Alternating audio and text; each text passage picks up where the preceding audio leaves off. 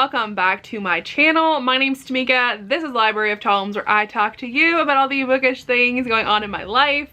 Hi, welcome back. I hope you're doing great. Today in the 12 days of HEAs, we're on day 8 and we are going to be talking about our favorite series of 2020.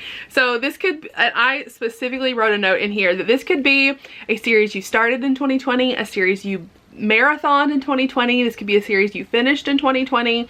This could be a series that just like anything under that umbrella was included in this topic. So I really wanted to shed some light on series that we've really liked this year. I know that I've had one that I particularly loved, and I know there's others that people have also really loved. So let's go ahead and hop on in. I'm gonna throw it to the other romance booktubers and then I will pop back over here and tell you what mine is. Hi everyone, it's Nicole from Who Picked This Book, and I'm excited to do another collaboration with Tamika for her 12 days of HEAs. And the theme for today's collaboration is favorite series you started and finished. And that one for me is the Fortress Defense series by Julianne Lindsay. This is a series that she has written for the Harlequin Intrigue line. It is a romantic suspense and it has 4 books in this series: Deadly Cover-Up, Missing in the Mountains, Marine Protector, and Dangerous Knowledge. So these books surround 4 men, 2 of whom are brothers. They have known each other from their service in the military, and they have come together to create what's called the Fortress Defense Group. It is like a bodyguard service where they use their skills from the military to provide protection for clients. In this first book, we have Violet and Wyatt, and Violet is coming back home because her grandmother has suffered from a horrible accident. She is actually comatose in the hospital. She learns that her grandmother had hired Wyatt as a protective detail because she felt like her life was in danger. So it has that mystery element of what happened to the grandmother, so they are trying to figure that out. There's also like a fake relationship trope in this book where they don't want whoever is causing all this ruckus to know that he is there to investigate and was hired to protect the grandmother and Violet. So they decided to pretend that they are dating. Violet also has a baby girl, and what I also really enjoy about this book is the relationship between Wyatt and this little baby girl. He is instantly protective of her, not only the baby girl but also Violet, but just his mannerisms around the baby is just so freaking cute. I love it so much. And he was just instinctively there to protect her. Like there's just one scene I just melts when they're in the library and doing some research and the baby is crawling around on the ground, and Wyatt just instinctually, I don't even think he realizes he's doing it, but he just kind of like steps in front of her when she goes to like crawl off, and he just kind of, that's what he does. He just kind of moves back and forth with the baby, and I just thought, oh my gosh, it was so freaking cute.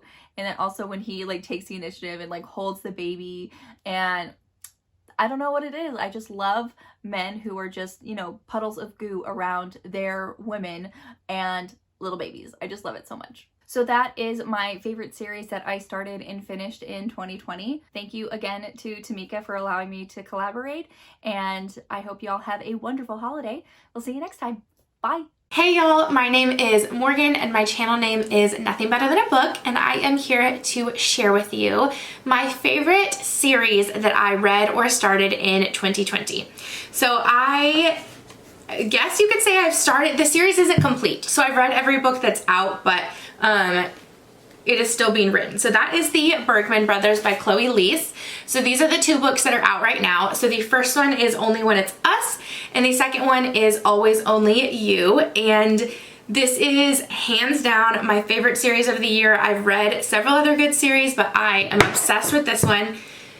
So Only When It's Us is Willa and Ryder's story, and they are both in college. Willa is a soccer player, and she has missed classes because of a game, I think, and needs the notes. And her professor tells her he's not going to give them to her. She needs to ask the guy that sits next to her, and she does, and he's just like a complete jerk to her, but he had a reason to, and you kind of find that out in this story. But it is their romance, and it is such a slow burn. It is hate to love, but in the best way. Hate to love, slow burn, sports romance. It's definitely new adult because it takes place in college, but This is such a good book. It does get kind of emotional towards the end with some family things and some grief, but highly recommend this one. And then the second book, I can't decide which one I like more. So the second book is also a sports romance. I think in this one they are adults. Yeah, so Rin is a hockey player and Frankie works for the team. She does, I think, like PR. Like, she doesn't do just social media, but she does, I'm pretty sure, like PR. But she is autistic and also has rheumatoid arthritis, and I feel like they are both represented so well in this story. This is another slow burn. This is more friends to lovers. It's not like they've been best friends forever or anything like that. They kind of just developed a casual friendship through the team, and then from there it turns into more. But he is the biggest cinnamon roll hero ever and takes such good care of her, but without like belittling her or making her feel like she can't do things herself. And it is just an amazing love story. And if you have not checked out this series yet, I highly recommend that you do.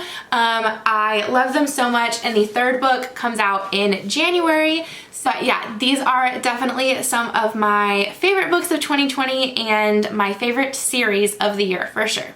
Hi guys, my name is Regan and I am from the channel Rea Rea Reads, and today I'm going to be telling you guys my favorite series of this year, and it has to be Bad Saint by Monica James. This is the first book in the series, and the series is called All the Pretty Things, I believe, but this is the first book in that series. And basically this book follows a girl named Willow who is on her honeymoon with her husband, and while he's like in the shower, these guys break into their hotel room or wherever they're staying, and they kidnap her and take her on this ship, and they're like sending her off to this like Russian mob lord or whatever. And on the way, she kind of has a little love interest with her captor. His name is Saint, and this book is so good. This series is amazing. I think the second book was actually my favorite out of all of them, but this book series is absolutely amazing. It's dark, so if you like dark romances, this is totally for you. It's up your alley. It's a captive romance, so if you also are into that, this would definitely be a really good book series for you. So I absolutely adore this book. Our main character Willow is just such a awesome character. She is just so confident and just like, she's just ready to get stuff done, and like she's just gonna do whatever she can to get out of the situation she's in, and I just love her for that. And so this series is definitely so amazing. So if it sounds interesting to you in any way, shape, or form, you should totally check it out. Hey, my name is Kayla and I'm from the Booktube channel on the Fritz. I like to read romance, and let's talk about one of my favorite series that I've started in the year of 2020. Not the month, year. So this is really hard for me because I am a series reader. I love series. I rarely read standalones. But for me, my standout is starting the Castles Ever After series by Tessa Dare. At the time of filming, I have not finished this only because I love it so much that I'm making myself pace them out because there's only 4 books. And I am a hardcore binger and I want to binge them so quickly. I know that would make me happy, but I want to spread them out. So this is a series that you can actually read any book out of order because they're not really connected. There's no friend group, there's no family group.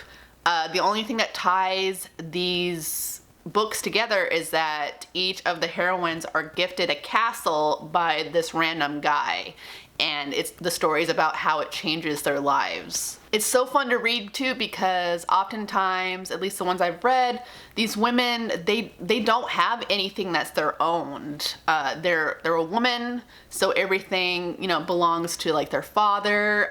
If they're engaged or to be married, everything goes to the husband. And so them being gifted a castle, something that is their own property, it is just so exciting and fulfilling and feminist. Also, it's funny. These books are so funny. Tessa Dare writes humor in these characters. The banter between the hero and the heroine is delicious.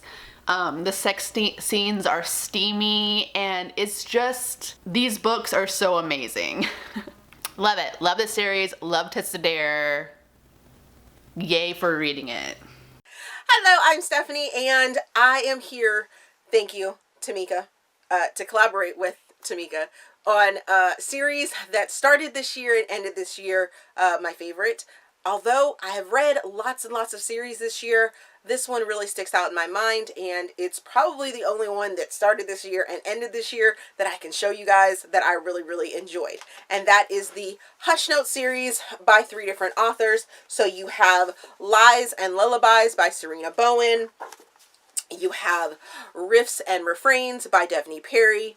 And you have Muse and Melodies by Rebecca Yarros. So this series right here, it follows a band, and all 3 of the band members get their own stories. You have your lead singer that has a story. It is a secret baby type story, so if that's not your jam, you might want to pass on this one. All 3 of these books can be read as standalones, but they are better if you read them in order that I just showed them to you. But I really, really loved this series. The second one, let's see, second book right there is about the drummer, and she is a badass and super independent. She has to deal with grief and breaking up with her like first time love, and then going back to the town and seeing him again through during a family gathering where someone is lost. And then the final book is about one of their guitarists.